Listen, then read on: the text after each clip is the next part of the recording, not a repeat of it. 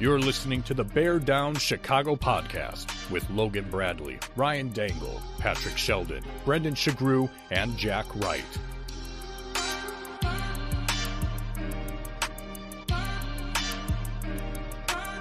The Bear Down Chicago podcast. Yeah, we're that Bears podcast.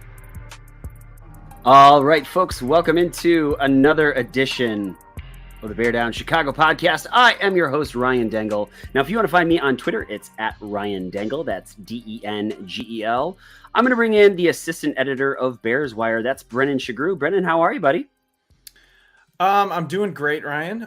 Just recently relocated to hell. Yes, we are living in hell, ladies and gentlemen. Everything is just fantastic here. Yeah, really loving these new digs after this 0-2 start. It's where we belong. About to be 0-3, and I don't really think you're going to find many people arguing with that, except for the people that really drink the Kool-Aid. Let's bring in Patrick Sheldon. Now, Brendan Shagrew, if you want to find him on Twitter, it's at Brendan Shagrew. That's Sugrue. Patrick Sheldon, if you want to hit him on Twitter, it's P_Shells. Hi, Shells. How are you, buddy? Hey, guys. I'm doing great. Just awesome. I don't believe you. No, you shouldn't believe me. You shouldn't believe me. All right, let's bring in Mr. Positivity, the guy that was angrily keeping us happy last week. It's Jack Wright. If you want to find Jack on Twitter, it's at BearDownJack. Jack, so how's that positivity this week? It's waning a little bit, I think. It was tough day today for our Bears. Hey, Brendan, I'm curious, in hell, when you got there, did you have to wait in line, or did they have a special place for you? I don't know what kind of life you've led so far. So, you know what? They just ushered me right on in. They said, I know why you're here. They saw the hat. They were like, okay, this is your spot now. We got a nice cushy chair filled with nails that just, really make things feel super uncomfortable. And I just get to watch this Bears offense over and over until my eyes bleed.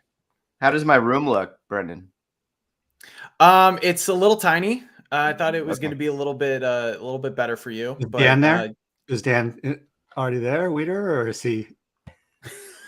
That would be. He's waiting for him. I'd have to be roommates with Dan Weeder. That would be go to heaven for the company. No, heaven for the view, hell for the company. Right? Isn't that? Yes, how it works. Oh man, I got to keep turning it off though, because it keeps saying it might tank my internet, and we know how that goes.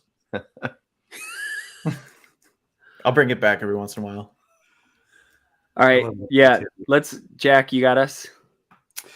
Yeah, we're gonna plug some sponsors.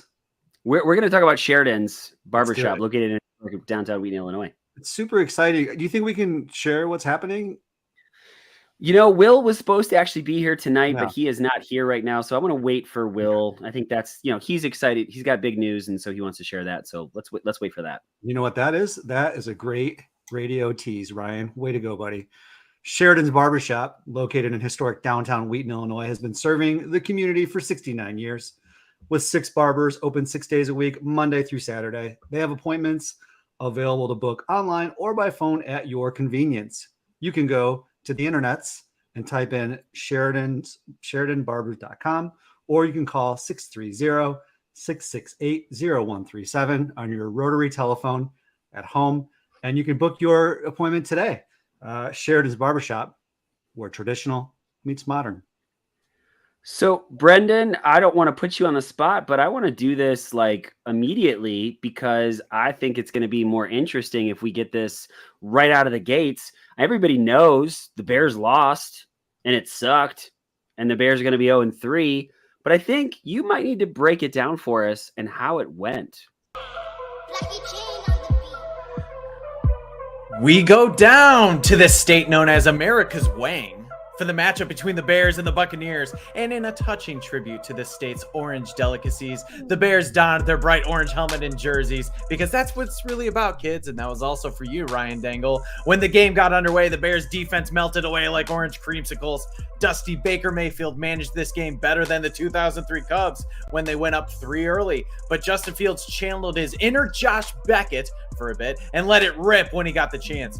DJ, more, more, more. How do you like me? How do you like me? More, more, more.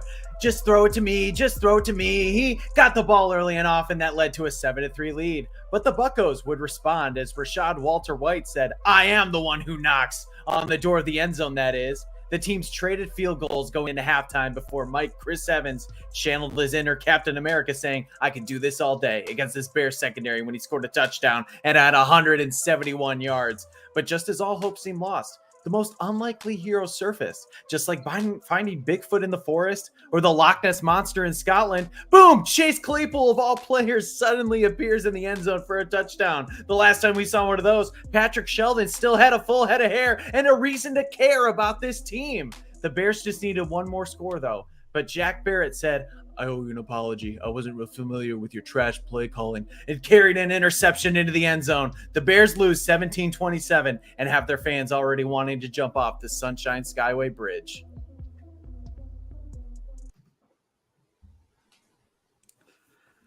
He's so good at it. And Brendan, we miss you, and thank you for making us smile a little bit, and your creativity and your awesomeness.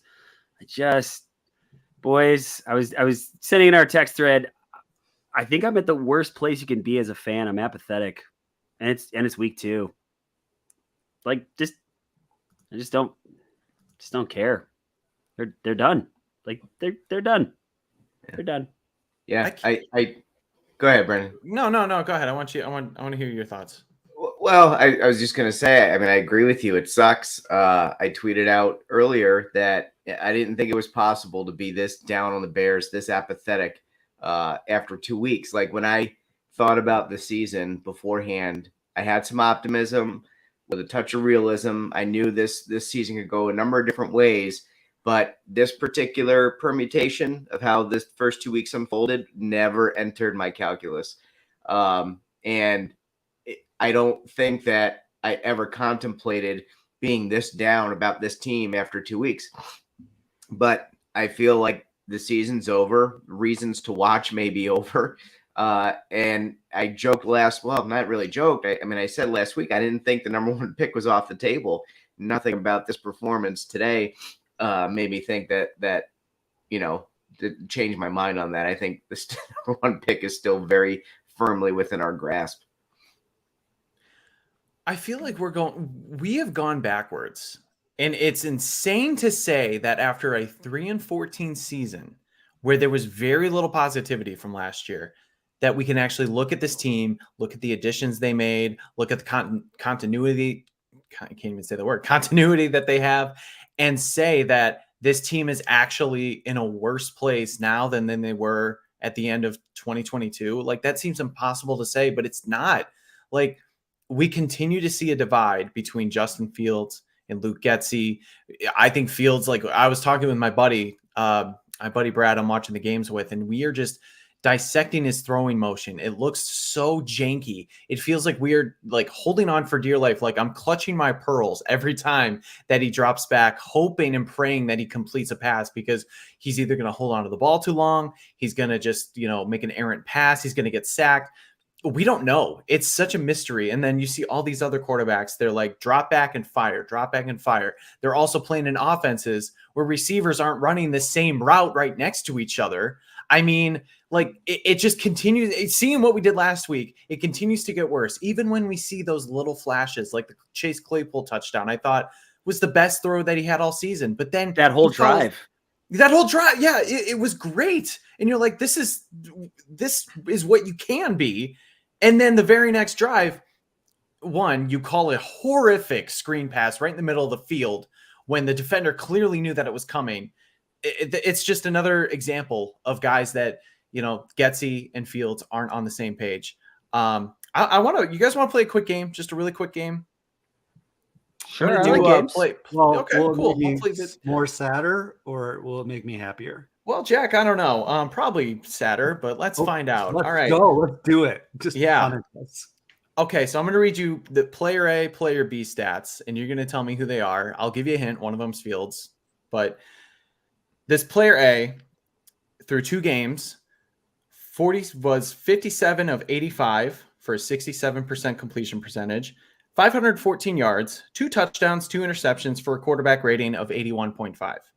Player B is 40 of 66, 60% completion percentage, threw for 427 yards, 2 touchdowns, 3 interceptions for a quarterback rating of 69.6. So the second one is obviously Fields. Okay. Is Lamar number 1? Was he player No, A? it's not. Jack, do you have a guess? Is our listener correct? Sumesh, but shout out to Sumesh, by the way. He's very he's awesome. He's been awesome. No, it is not CJ Stroud. Good guess though. Ryan, do you have a guess? Someone that sucks more than us, but How many doesn't. touchdowns did player A have again? Yeah. 2 touchdowns through 2 games. I've got an idea. Okay. Is it Dobbs? It's not Dobbs. not low, It's 'cause not low from end this is season, pretty guys. bad. It's not from this season. That Are is we Mike doing the Glennon Mitch from thing? 2017. Oh, Hmm. Mike my Glennon God. from 2017. Mm. Mike Glennon had a higher completion percentage. He had more yards. He had a better quarterback rating. He had less interceptions. We are not as good as Mike Glennon. Guys, Come on. the Arizona Cardinals, who by all accounts may be tanking, even though they won't publicly admit it, have a first-year head coach who looked like Michael Scott from The Office to start the offseason, is a defensive guy, brings in Josh Dobbs off the street like a week ago, and they were 2 minutes left in the third quarter and still had not had a 3-and-out on offense. They were almost through an entire game, through 3 quarters, without a 3-and-out, with that setup and that infrastructure. And on the opposite side, Shells, Daniel Jones looked amazing in the second half, leading that comeback. Like he looked like a really good quarterback. Every single guy, it feels like, has had those big moments where things have, it just looks like it clicks no matter who the player is, whether it's Josh Dobbs, like you said, or just, somebody who else struggles like Daniel Jones. We don't get that with Fields. It's pulling teeth to try and get him to make those right reads. So, boys, I've been thinking about this question, and we've kind of talked about this a little bit in the text chain. It's time to throw it out there for everybody, not just us. Fields is regressed. He's not playing very well this season. We've already seen a lot of people say he's not the guy. So my question is this: whether you think of it as a struggle or a complete failure, or the fact that he's not the guy, is it because they drafted the wrong quarterback, or because organizationally they failed him? Is it somewhere in between all of that? What are you guys kind of thinking about this? Jack, if it's okay, I would like to come to you first on this one. Sure. Well, then we'll go Shells and Shagru, just because, Jack, I know you've obviously coaching high school is not the same as coaching the pros. But I want to get a little thought from a coach on this one, I guess. Yeah. And I would just say holistically, I started the week saying that this team is not going to be rebuilt with just 2 drafts, and that Justin Fields is not going to be developed with just 25, 26 starts. So not trying to be Mr. Positivity still necessarily, but trying to think a little bit more in terms of zooming out. It is very easy to get caught in the moment, and the last 2 games have been terribly bad. What did Rex Grossman get? Did he get 5 years, 6 years? What did Mitch get? I mean, so we're looking at Brendan. You could probably answer those questions because I never remember that stuff. Well, no, I'll just say for the Mitch one, this was the time where the wheels started to fall off the Mitch train, like a few games into season 3. So I think we're on par with that. Okay. And I mean, Rex, it's hard because he barely played in 03, barely played in 04, he barely played in 05. 2006 was really the first time he actually had a full season. So here's what I was thinking.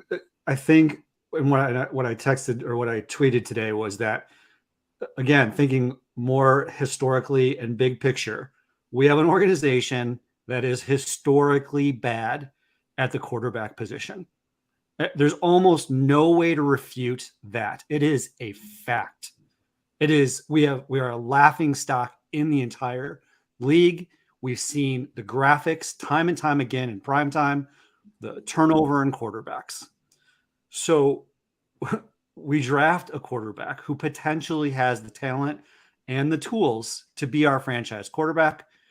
And we go and we get a defensive minded head coach. And if we go with Ryan's train of thought, which I will partially agree with here, we don't take the time to develop the offensive line or the skill position tools that quarterback needs. So are we going to now sit here and be surprised that all of a sudden we watch a quarterback kill a drive as he watches wide receivers run open and stands with the ball and takes sacks because he's frozen, because he can't process, because how many expert analyses do we need to watch of pros talking about him not recognizing and ripping it before we realize that we have a trend here and it's an alarming trend? Now, whether he could ever do that or not is a bit of interesting debate on my X feed right now. There are some of our fans and listeners and followers who are saying he never had those abilities or tools. He never had the ability to recognize coverage, read defenses, throw guys open, and rip it. He just had a fantastic offensive line and elite wide receivers. And so that'd be an interesting argument to have. I'm not sure where I stand. But what I do know is that the Bears don't develop quarterbacks. They have never developed quarterbacks. And now we're looking at another instance that's eerily similar to our last quarterback, who wasn't the same talent level, who wasn't a franchise quarterback. I don't see any way we don't take Fields when we take Fields. He's there for the taking. He drops. He's second on our board. So we take him. And I didn't doubt it at the time. I don't think I still doubt it. But what I do know is that one thing leads to another. The Bears don't develop quarterbacks. And now we have a quarterback who seemingly is not proficient at reading defenses and who is not proficient at releasing the ball when wide receivers are open, who is taking sacks and is in some instances killing our offense. I agree with all that, Jack. And I'll add a little bit to it. 99.9% of quarterbacks that come out need to be developed. The Peyton Mannings are 1 in a million, right? And so it is incumbent on the coaching staff to get them NFL ready. Not every quarterback comes in with the feel for anticipating throws and recognizing NFL open versus college open. There's a lot of developing that needs to take place. And you start with, I know Brendan's hit this a number of times in his articles and on this podcast, you start his tenure with a regime who is ousted the next year. He goes through 2 offensive systems in his first 2 years. You hire a defensive coach, as you said. And I'll admit, I like the Eberflus hire. I think where he got it wrong was bringing in Getsy. I would have preferred Caldwell, I think, at the time, somebody with a little bit more experience. But you bring him in, you come up with a game plan that's a little bit better than Nagy's, which was an absolute torpedo job for the kid. It was a little bit better than Nagy's, but not much. Then Getsy finally realizes, like 4 weeks into the season, what I have and what his strengths are and plays to them. And he seems to take off towards the end of the year, and people are excited about this year. You get a whole off season with him to work with him and his weapons. You go out and get him Claypool, get DJ Moore. They drafted a right tackle in the first round of the draft. And you think, okay, you got a whole off season in the new system with the coaches and quality players. Mooney's back. Like, let's see the development. And you come out with a game plan that is antithetical to everything that worked last year. His drop back looks different. His motion looks different. Everything about it is just, it's worse. And it's not just Fields that is worse. I mean, Brendan, you opened it or led with it in the open. Like, we've spent a ton of money on the defense. They look worse. We try to bolster the offensive line. They look worse. We bolstered the wide receiver room. We don't use them. That's all coaching. That's all a failure in coaching And that's why I'm not ready to be 100% out on Poles yet. I agree. He's had some missteps, particularly in the free agent game, but he has gotten some good players for this staff, and they look worse this year. Players are not getting better under this regime, and that is entirely on coaching and development. And I don't have any faith right now in this staff's ability to develop the talent that is drafted. So Shells, I wanted to ask that. Sorry, Brennan, I don't mean to cut you off, but I know you were like Eberflus. And Jack, to some extent last year, I think he won you over. Are you guys still feeling that? Because I hated the hire to begin with, and I sort of felt maybe a little bit convinced at the end of last year, and now I'm hitting my head against the wall going, I don't know how you support this guy. The defense looks way worse with more talent. So where do you guys kind of stand on that? Here's where, because I was probably the biggest Eberflus supporter on the podcast. So let me kind of start with where I fell off the Eberflus wagon. And it's when I realized the hits principle is full of shits. When I realized that Eberflus has no backbone and the hits principle is just an empty metaphor. The minute I saw Claypool quit and he came back after that game with, we talked to Chase and there were no consequences for him. And you think back to Tevin Jenkins, who was seemingly in the doghouse for the whole season last year. For what? Like, how does Tevin Jenkins get in the doghouse and unable to get out? But Claypool, who quits in a game, has no repercussions or consequences. Hits principle's fine. Like, I know it was kind of corny and people didn't like it. I didn't have a problem with it so long as you enforce it. But the minute you don't, with one of your superstars who by all accounts, even to the other players, quit in the last game, and you don't do anything about it, you can't have any credibility in front of those players. And then Claypool comes out today, Christ almighty, he says he didn't know it was a screen. He thought it was a run. Like, when are we going to hold this guy accountable for he's had a year and a half or about a year to learn the playbook. Like, when are we going to start holding this guy accountable? So that's where I kind of started to be out on Eberflus, when his actions didn't back up the rhetoric. And that kind of opened my eyes a bit. I thought he could have been a good coach. I thought he could have been a nice executive CEO type that delegated and let his coordinators do their thing. The problem is he's hired shit coordinators apparently, and they can't do their thing.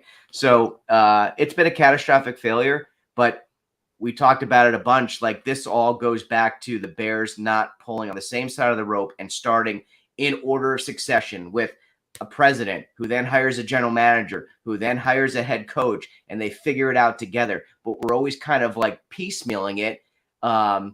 We got the coach, but now we got to go get the GM, and we got to get the president, or we got the GM, but now we got to go get a quarterback and then force, a coach on the court. It's like, we just can't do things like a normal franchise. And so if I'm the Bears, I know it's a little bit knee-jerk reaction but I go in tomorrow. I don't care. I know it would be criticized, but I would fire the whole staff. I would start over from scratch.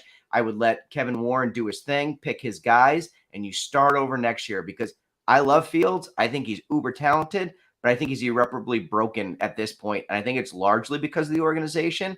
But point and blame at this stage is sort of pointless to me, because we are where we are. I don't know that he's salvageable in this organization. And I think the Bears need to recognize that and move on and let this kid go someplace else. And maybe he can catch on and have a decent career someplace else. But this organization just doesn't have the infrastructure to support a young, talented quarterback like him.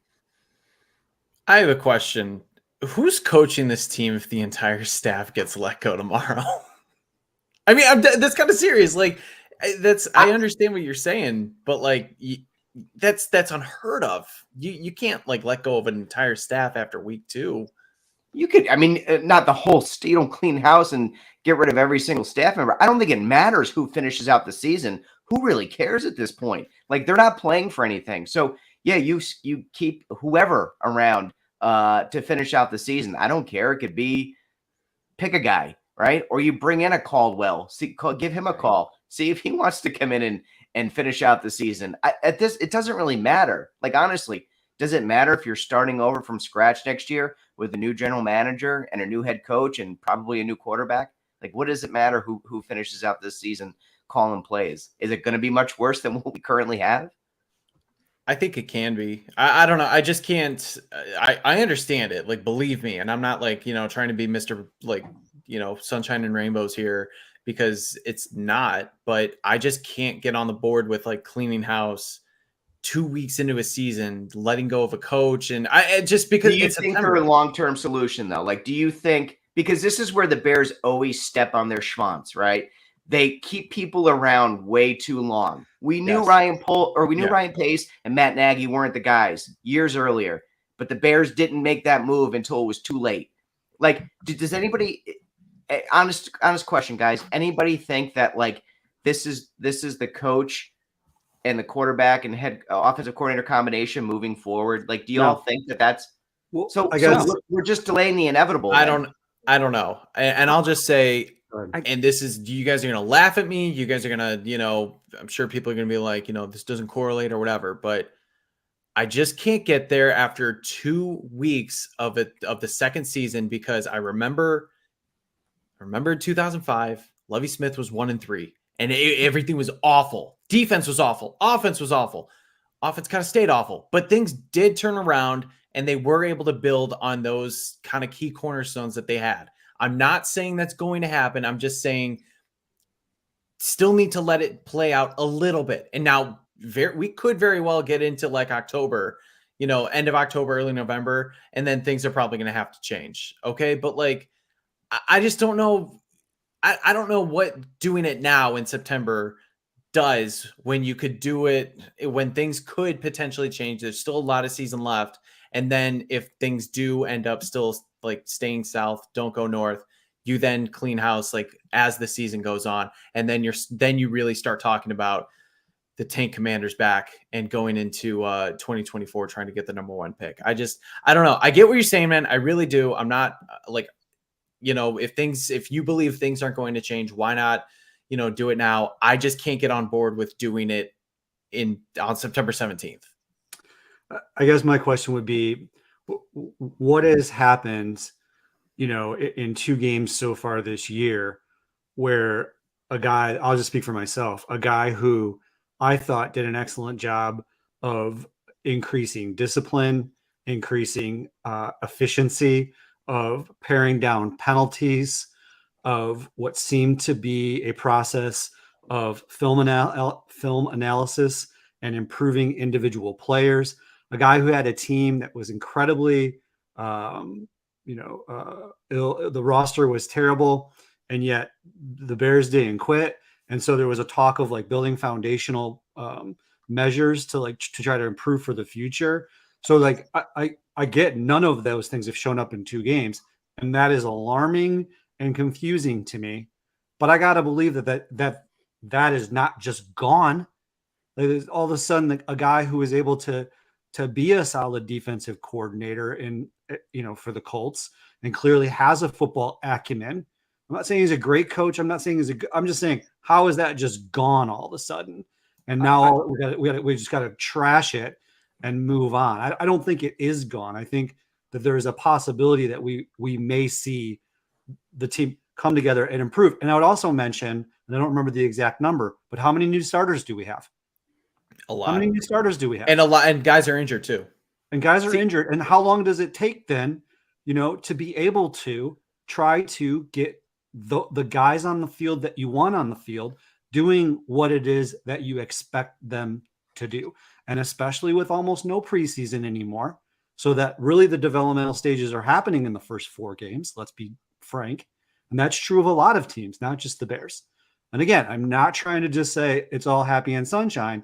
I'm just saying, I'm not with you, Shells. I don't think you can the staff after 2 games. It's not a terrible idea, but I don't think you do it. I think there is a chance that it gets turned around. And I don't think that all of a sudden Flus is just dog shit out of nowhere.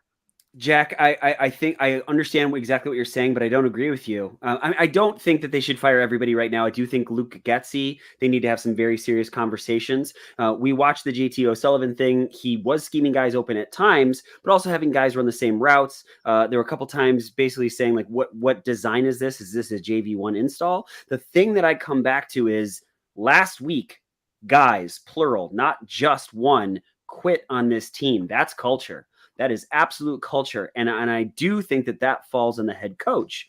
And I get the sense, and I don't know this, right? But I get the sense that last year it was, you know what? It's not Nagy, and this guy is working really hard to help us through this process. And you know what? We're going to play hard for him. And then as the season got very much to the tail end, in the offseason, they started to say, oof, this guy is not what we thought that he was. He's not that guy, and they're not going to play hard for him.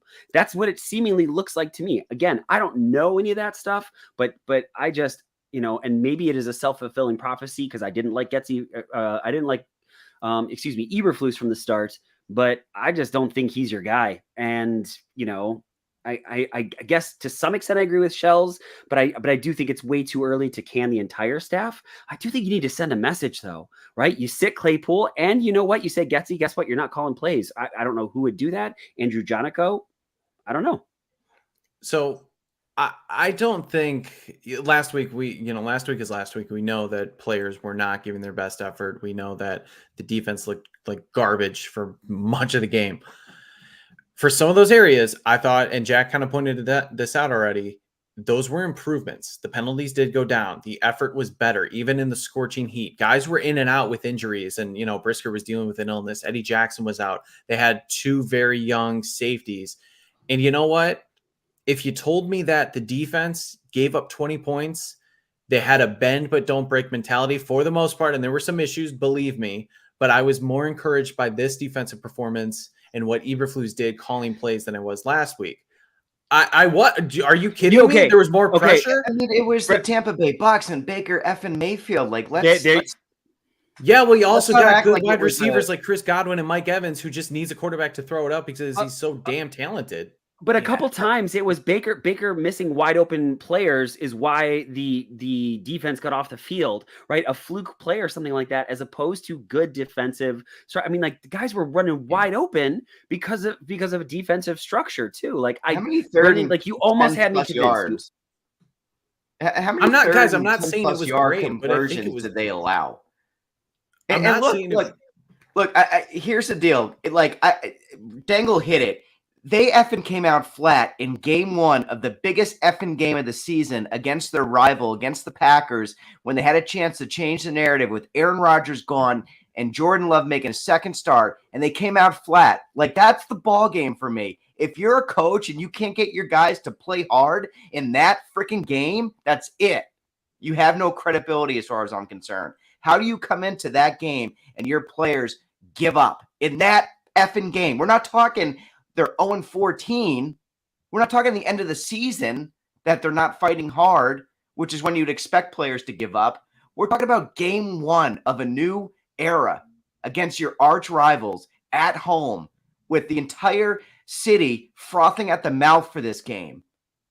Yeah. And they have the balls to come out dead and give up and quit and not know the plays and not be able to execute, not know what routes to run, not give a shit to block at all. Like, you're right, Dangle. That's a culture thing. That is on the coaching staff for not being prepared themselves and not preparing their players to be on the field. That's unacceptable. That was last week. We're talking about last week. I know, but I did see a little bit of improvement. Still not good enough.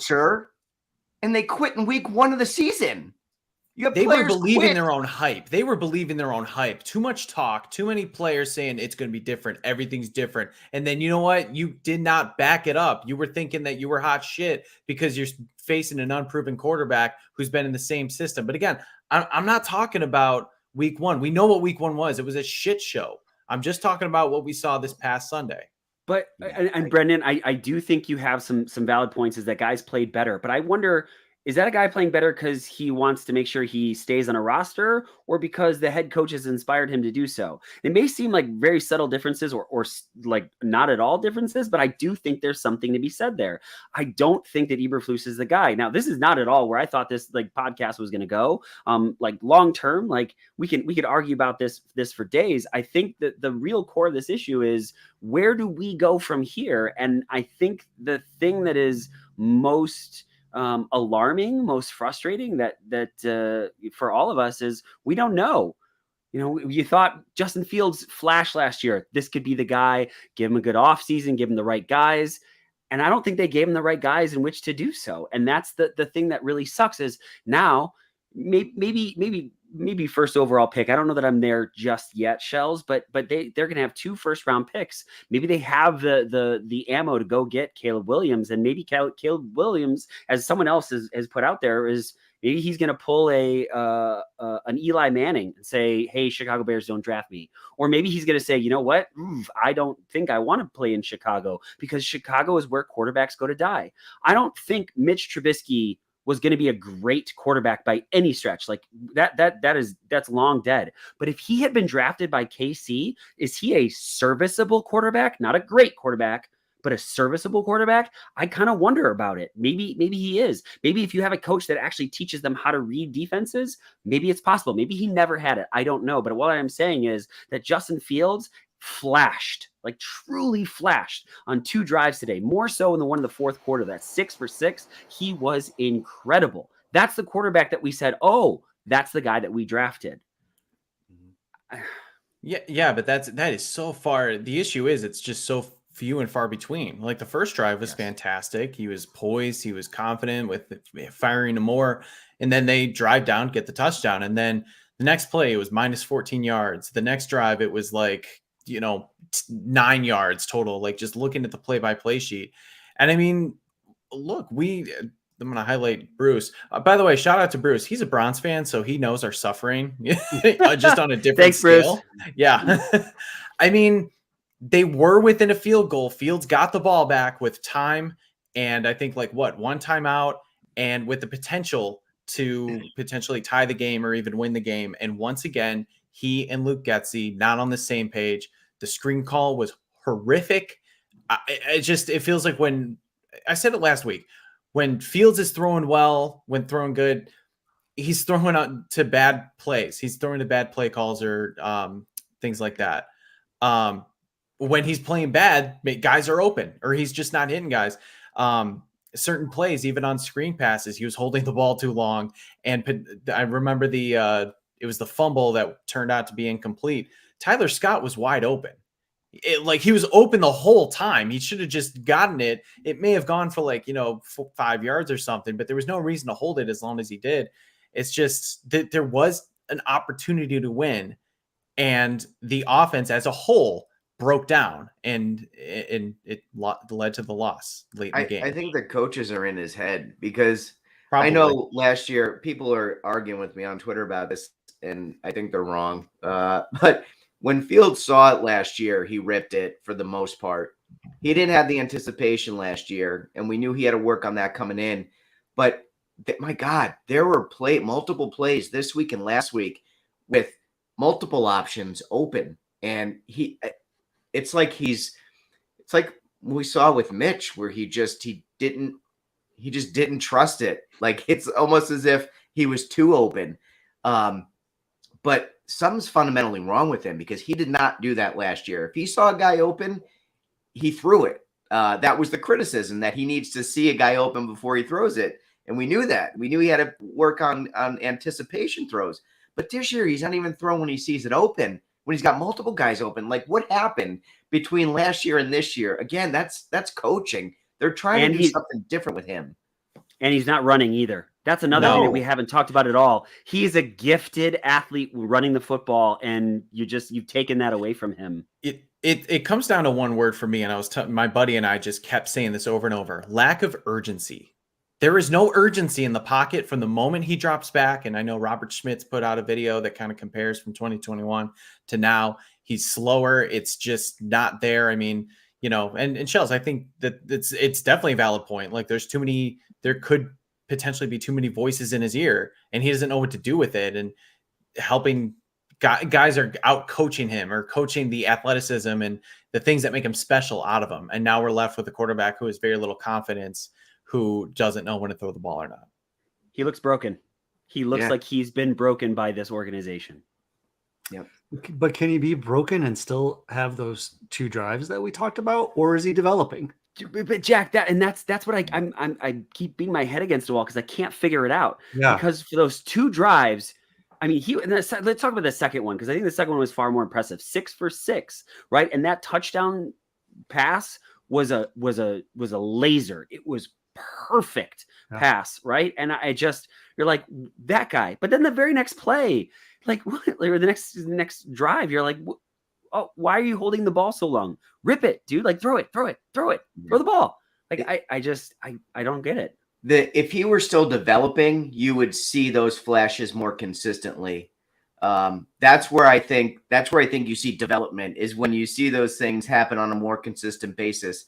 When you see them intermittently, that's just because he's so freaking talented. And eventually, talent is going to have its moment in the sun.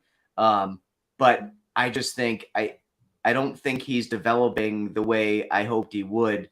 And again, we can talk about who's to blame for that. I personally think the majority of the blame goes to the coaching staff and the situation he was brought into and a number of other things.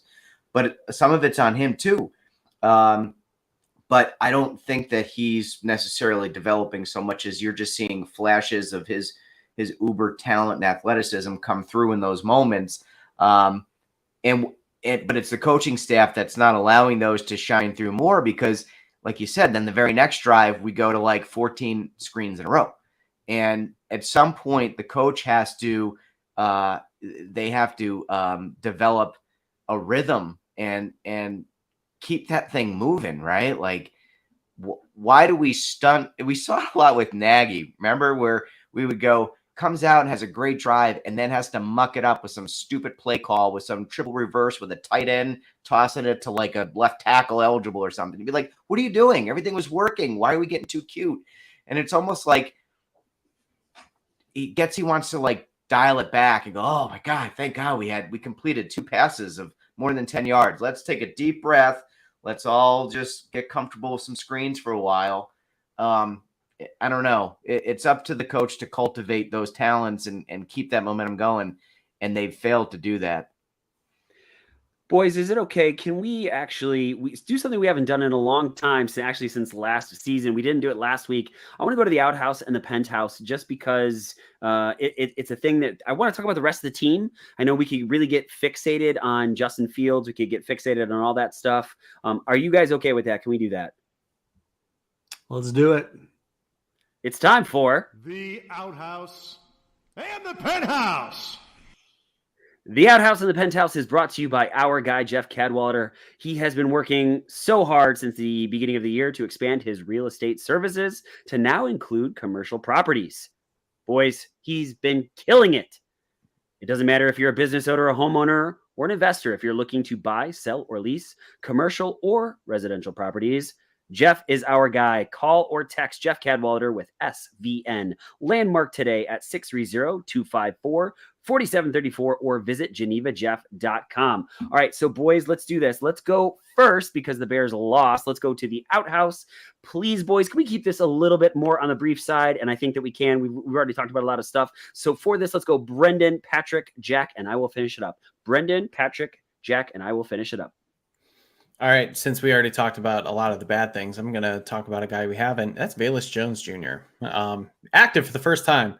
1 rush, -3 yards. Stupid end around after that touchdown drive. It was awful. Non-factor in the passing game. Even with, I thought it was interesting, with Darnell Mooney out, they chose to go with Trent Taylor over Velus Jones as a wide receiver. Oof. I mean, even when you're on the field for those gadget plays, you can't even do them well. So Velus Jones is in my outhouse, but he has a lot of other company. In my outhouse is the decision to sit your best blocking wide receiver for the 2nd straight game. Again, failure to hold Chase Claypool accountable. I hope we see it next week, but if they're going to run the types of plays that Getsy's calling, they need ESB in the game. My outhouse, I guess, is going to be the number 0. 0 sacks and 0 turnovers forced. And I think that it's become, clearly obvious that those are the types of big plays on defense, even though I do agree with Brendan, honestly, that I thought that the defense put up a valiant effort today, despite some gross errors. But if the number is 0 in terms of sacks and forced turnovers, you're not going to win games. So mine goes out to Getsy, but not for the stuff that we've been talking about, for the lack of run. So, boys, I don't know if you know this, but Khalil Herbert only had 7 rushes, but for 35 yards, that's 5 yards a pop. And then Roshan, 4 for 32, that's 8 yards a pop, right? And then Khalil Herbert has 1 reception for 23 yards. Why aren't you getting those guys involved? We ran the ball. We were the best team in the NFL rushing the football last year. It's like giving it up for screens that don't work. Infuriating. All right, boys, let's head back out to the penthouse. Same order, please. My outhouse goes. Oh, right, we're on penthouse. There's good things that happen. But I'll say honorable mention, since I thought you were going to mention him, Tyreek Stevenson for outhouse. Oh yeah, I forgot that one. He was bad. You know what? Look, he's gotten a lot of hate, and deservedly so, but I am proud of Chase Claypool for actually doing something today. That was a good touchdown catch. I think he needed it. He had a couple other catches. I thought he was more involved and enthusiastic with blocking. Say what you want to say. And I think the Pulse comments earlier in the game where Jake Glazer said, you need to ship up or we're going to ship you out. Shape up or we're going to ship you out. I thought he had a better game. So I'm happy for Chase Claypool. It needs to be more, but I thought he did okay. I mean, there's not much, so don't hate me, guys. I'm going to take the easy one here. Carlos Santos. Oh, had a nice yarder. Nice, 50+ yarder. Mr. Reliable. He'll probably miss when it actually matters when they're about to win their first game of the season, but for right now, he's been pretty good. I'm on the TJ Edwards train. Although I'm also on the TJ Brooks train because he's a great guy. But it's the second week in a row you got TJ Brooks mistaken with a linebacker. No, I did it on purpose that time. Oh, I couldn't tell. I thought you were actually. No. Okay. I did it on purpose. Yeah, that wasn't subtle enough. Okay. So anyway, he had 12 tackles today, 5 solo. He now leads the team in tackles, Edwards, with 26 tackles. And I do think he finds his way around the football quite a bit. If you check out 53, he is almost always around the football. I think it was a good pickup free agent wise when it comes to a defensive piece for Pulse. Brendan, did you say DJ Moore? I didn't, but I realized I should have. DJ Moore, do it. And that's what I said. And Shell said he's got to take the easy one. And he didn't say DJ Moore. When's the last? I know Brendan knows this, and they said it in the thing. When is the last time the Chicago Bears had a 100-yard receiver? Brendan, 2021. Ooh, that's bad. That's really, really, really, really bad. And so DJ Moore, 6 receptions for 104 yards, showing why the Bears gave up so much to keep him. To get him rather. And so, yeah, he was really, really good. Boys, let's hit around things that we missed, things that you want to talk about that are missed. Let's go same order. That's Brendan, Patrick, Jack, and I will finish it up. Things that we missed. Oh boy, things that we missed. Well, I mean, you guys, Jack, you mentioned the no sacks. That was so disappointing. I mean, Baker Mayfield looking like Ben Roethlisberger, just avoiding all those. Yannick Ngakoue should have had 2. I mean, leaving him dead to rights. And I did think the pressure was there a bit more. DeMarcus Walker, I thought, had a better game. There were a couple plays where he was kind of taken out, but I thought he looked a lot better. I thought, like I said, guys, I thought the effort overall looked pretty good for the most part. Like it's not a high bar to clear, unfortunately, coming from last week, but at least in that sense, and especially considering the heat was such an issue, that's good to see. And yeah, I'll mention the heat too. I know I picked the Bears to win this game at the very last minute because I just figured, look, they can't start 0-2. They really can't. This is going to be one where they shouldn't win, but they will. But all throughout the offseason, I had this marked up as a loss because of the fact that playing in Tampa early is so hard. And you saw how many people they're pouring water on everybody's face. It looked like Jaquan Brisker had an illness. Maybe that was related to the heat. Guys just, especially that defense being out there as long as they were because the offense kept going 3 and out. I thought that was a huge factor. I can't wait till we get Tevin Jenkins back because the interior of the line just continues to be a nightmare. And last thing, Braxton Jones, worst game I think of his career. That was a terrible showing from him. And hopefully it's not something that continues because it looked like the worst moments of Charles Leno out there, or dare I say Jamarcus Webb at certain times. How many penalties does he have thus far this season? It's a lot. Between 2 games, it's bad. He's really trending in the wrong direction. Yeah. I mean, lots of penalties last week. Just looked terrible today. Brandon, you mentioned the interior line. I wasn't paying too close attention, but I didn't hear his name get called a lot in a bad way. Carter, did he hold up okay? I didn't seem to see him get called out too much. I have to look back and check. I have it recorded. I have to rewatch That's when it. I'm interested to see how he's graded out because when I saw some really bad plays, it didn't look like he was involved in a lot of them. So I wonder if he did okay. I'm anxious to see how that shakes out. That's interesting. Sorry, Shells, just really interesting. That's really interesting that you say that, just because he might be one of the few bright spots, seemingly, that getting all that playing time in the preseason. Yeah. Maybe that's a guy that you can develop. Maybe if this coaching staff is capable of doing that. Yeah, that's the big question, and that I don't think they are. Couple of the things that we missed. Can anybody with reasonable football brain tell me why you would want Andrew Billings dropping into coverage? Is that a thing now? Are we making that a thing? That was weird. It was really weird. What's his size? Somebody look at the roster. That's a defensive tackle. He's the biggest guy on the field. Look on 2nd and 8, dropping him in coverage. That makes no sense to me.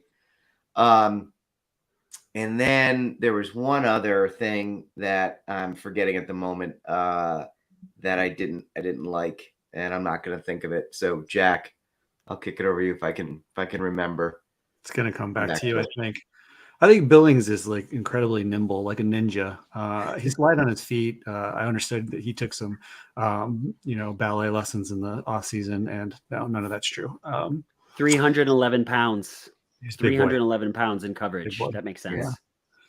Yeah.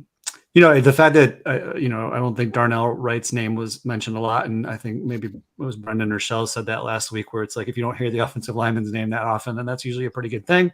And he's a rookie, so that's, I think, really good. And I think too, the other side of the coin when it comes to the lack of sacks for the Bears was that Justin was sacked 6 times for 42 yards. Curious, how many of those would you give to Justin? Over or under 3? Over. I don't know. More than 2 though, for sure. Okay. And then the other thing too with the defense and the heat, the time of possession was about 35 plus minutes to 24 minutes. Bears defense was on the field quite a bit. I don't know. I felt like the front 7 kept thumping on the run, especially. I just felt like they did not give up when it came to playing run defense and bringing the wood, like actually hitting and being physical. I thought the 2 linebackers especially flew around pretty damn well. I think it was just that those 3rd down coverage issues that we had makes it look like the defense is much worse than it is. And it's super surprising because we thought that the defensive backfield would be a strength of ours, but I feel like we were in good situations often on 1st and 2nd, and then decent down and distance for 3rd. And then all of a sudden there's a breakdown somewhere in the secondary and it's all for naught. So I don't know. That's something I observed. I want to jump in on that, Jack, because I think that's a really good point. Some of those long 3rd downs, it was kind of part of the fact that you couldn't sack Baker Mayfield or, just escaping the pressure and guys eking out and breaking tackles. But we also have to remember they were out without their 2 starting safeties for much of the day. And that big Mike Evans gain that got them to like the 5-yard line, where I think they still settled for a I don't know if they scored. Maybe that was the one they scored, but I know one of them they settled for a field goal late.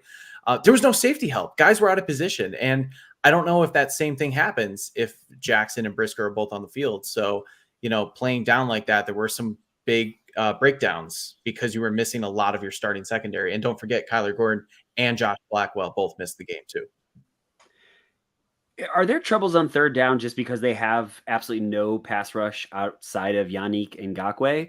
Because for the second week in a row, you made a quarterback that really isn't that great look phenomenal on third down.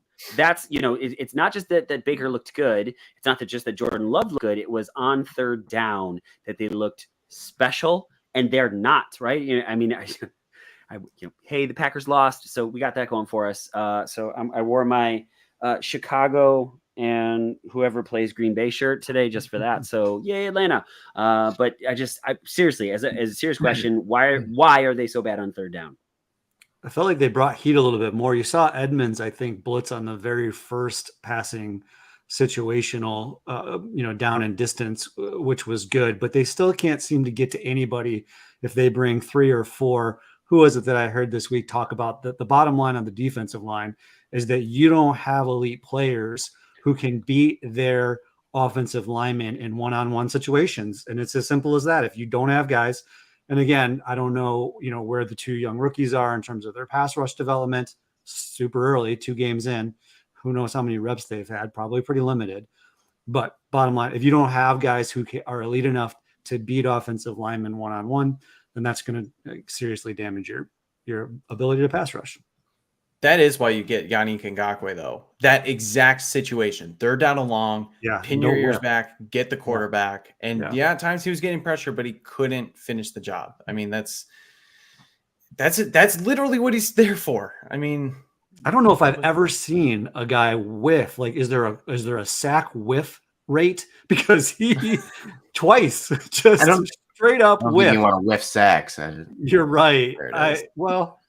This is the first time I truly laughed all night. So thank you. That one right up on a tee for you, didn't I, Shells? We got a lot of injuries. Do you think maybe we could get the team to go listen to Dolphins having sex to hasten the healing process, or is that a thing? Has nobody seen that? Oh, I was gonna say I know what you're talking about. I haven't seen it. Oh, get out to Twitter. Get out to Twitter. There may be a certain NFL quarterback that may have a certain lower leg injury that may be under the impression that listening to the sounds of dolphins having sexual intercourse will speed up the recovery process. Oh yeah. Is that before or after he saw the spaceship and the fighter jets going after? This was after. Yeah, I think so. Whatever, dude. It's real. It's 100% this is real. Yeah. This face is not because I didn't think it was real. It's just because trying to grasp. Amazing. Okay. You're trying to figure out what dolphins sound like having sex. So, that's cool. Yeah. Let's. Woo. Okay. Here we go, boys. Let's just chat very briefly your overall thoughts about next week, because I think I know how this is going to go. Brendan, Shells, Jack, and I will finish it up. Thoughts on next week?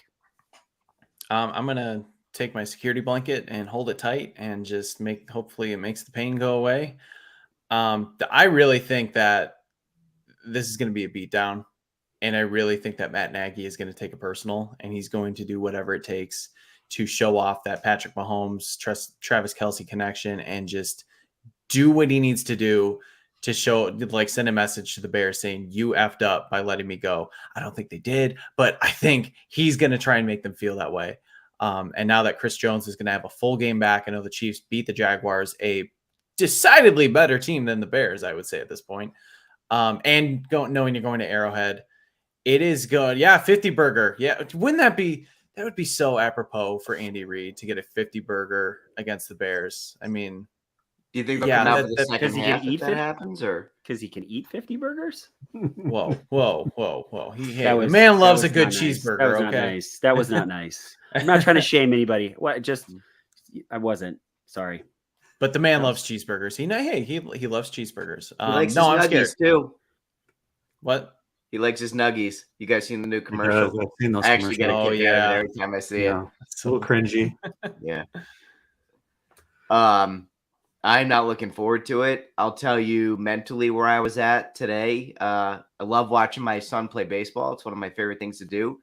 And I was legitimately pissed when the games got rained out because even though it was downpouring, I much rather would have sat there and got pneumonia and got even sicker than I already am than watch the Bears play the Tampa Bay Bucs. So you can tell already how excited I am to watch them get their beeholes opened up by the Kansas City Chiefs next week. It is not going to be a pleasant experience. I have a feeling we are going to be having another therapy session next Sunday evening.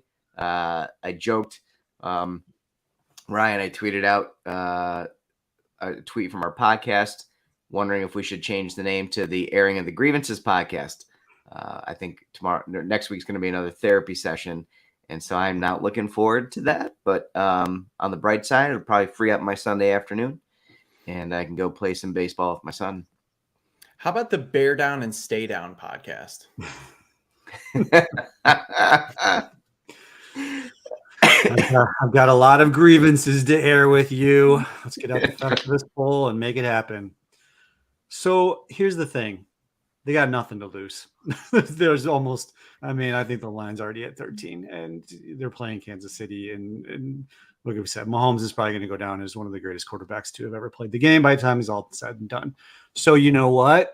F it. Like if nothing else, like when we were talking about, is it Fields, is it Getsy, is it development? Let's have some sort of clear and coherent offensive game plan. Because who the F cares? You're not going to win the game, guys. So we all of a sudden don't run the ball like you said, Ryan. We all of a sudden have a love affair with screen passes. We don't know what we are or what we want to do, but we have seen flashes of fluid offense that seem to have some rhythm. So could we bottle just a little bit of that? I realize it's Kansas City, but I'm looking for little victories. And even if I see just more of what I just described, I will have some happiness in my heart. It will be small and tiny. For a second there, Jack, I thought you were going to say they got nothing to lose. They're going to go and win the game. And I was like, what, Jack? Come on, no. Like, drugs are bad for you. I was heavily concussed as a football player, but not that concussed.